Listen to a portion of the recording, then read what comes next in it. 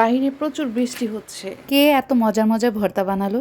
কি ভর্তা বানালাম? মাঝে মাঝে গেস্টরা বলে যে বেশি কষ্ট করতে হবে না, শুধু ভর্তা বানায়ো। হ্যালো এভরিওয়ান, আসসালামু আলাইকুম। তোমরা সবাই কেমন আছো? বাহিরে প্রচুর বৃষ্টি হচ্ছে।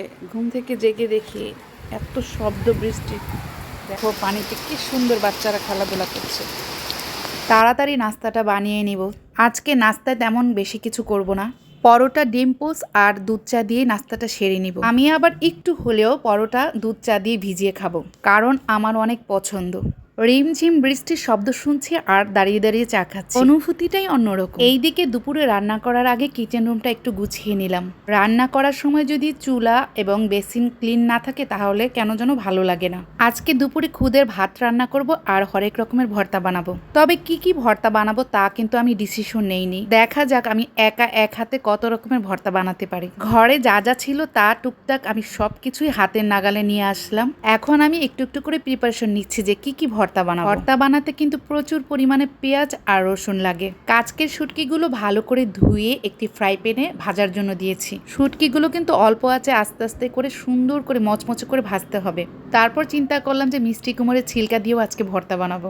একটি কড়াইতে একসাথেই কিন্তু মিষ্টি কুমড়ের ছিলকা আর আলু সিদ্ধ করতে দিয়ে দিয়েছি। অনেকেই বলো যে কাচকির শুটকির ভর্তা বানাতে নাকি অনেক কষ্ট হয়। এটার প্রসেসিং যদি না জানো তাহলে কিন্তু কষ্টই মনে হবে। শুটকিগুলো যখন অনেক মোচমোচে করে ভাজা হয়ে যাবে তখন এটা আগে একটা শুকনা পাটাতে বেটে নিতে হবে। এক বাটাতেই দেখবা একদম গুঁড়ো গুঁড়ো হয়ে যাবে। তারপর এটাতে তুমি তেলে রাখা পেঁয়াজ, রসুন, মরিচ এগুলো অ্যাড করবা। পেঁয়াজ, রসুন, মরিচ এগুলোর সাথে একসাথে যদি তুমি এগুলো বাটো তাহলে তখন কিন্তু দেখবা অনেক কষ্ট হবে। আর আমার মতো করে বাটলে কোনো কষ্টই হবে না। এইদিকে মিষ্টি কুমড়ের ছিলকার ভর্তাটাও বানিয়ে নিলাম। সব ভর্তা বানানোর জন্য কিন্তু আমি অনেক বেশি করে রসুন, পেঁয়াজ, মরিচ একসাথেই ভেজে নিয়েছি। তারপর একটু একটু করে সব ভর্তার সাথে মিক্সড করে নিচ্ছি। ভাবলাম কাঁঠালের বিচির ভর্তাটা বানিয়ে নেই। কাঁঠালের বিচির ভর্তাতে কিন্তু রসুন দিব না, শুধু পেঁয়াজ আর শুকনা মরিচ দিয়ে এটা বেটে নিব।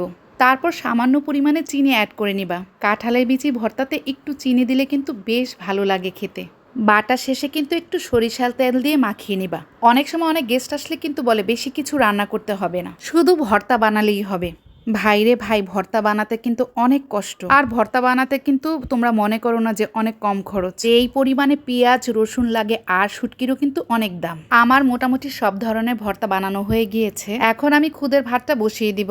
খুদের ভাতেও কিন্তু একটু পেঁয়াজ, কাঁচামরিচ, আদা রসুন বাটা, একটু সরিষার তেল, লবণ আর একটু সয়াবিন তেল মাখিয়ে পরিমাণ মতো পানি দিয়ে একবারে চুলায় বসিয়ে দিব। খুদের ভাত রান্না হতে হতে কিচেন রুমটা গুছিয়ে তারপরে একবারে আমি গোসল করে নিব। আমি ঠিক 12টা বাজে শুরু করেছি, এখন বাজে 2টা। এক হাতে গুছিয়ে সবকিছু রান্না করাটা কিন্তু অনেক বড় একটা কঠিন ব্যাপার।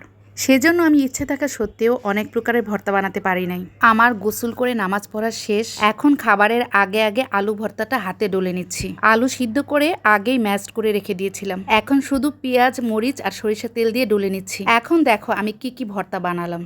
আমি এই অল্প সময়ের মধ্যে 5 রকমের ভর্তা বানাতে পেরেছি। শীতল শুটকি, কাচকির শুটকি, আলু ভর্তা, মিষ্টি কুমড়ের ছিলকা ভর্তা আর কাঁঠালের বিচি ভর্তা। আমি আমার মাকে আগে সুন্দর করে একটি মাটি প্লেটে সাজিয়ে দিব। সবাই মিলে আজকে অনেক মজা করে খুদের ভাত ভর্তা দিয়ে খেলাম। কেমন লাগলো আমার আজকের ভিডিও? লাইক, কমেন্ট, শেয়ার দিতে কিন্তু ভুলে যেও না। সবাই ভালো থেকো। আজকের মতো এখানেই বিদায় নিচ্ছি। আল্লাহ হাফেজ, টাটা। নেক্সট ভিডিও নিয়ে আবারও তোমাদের সামনে হাজির হব।